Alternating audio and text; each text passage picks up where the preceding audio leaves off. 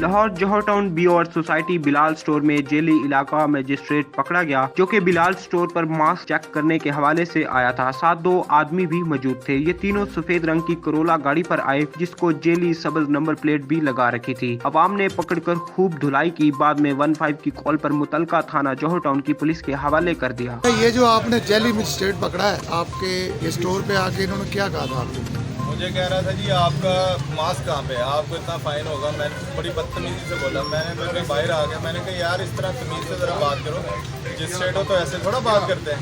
तो फ़ौरन मैंने देखा, मैं कहा मुझे पहले अपना कार्ड दिखाओ। उसके पास कार्ड था ही नहीं, गाड़ी के ऊपर होटल लगाया हुआ था। मैंने पकड़ लिया, मैंने कहा अपना ज़रा 15 पे मैं फ़ोन करता हूँ, पता चल जाएगा आप हो या नहीं हो।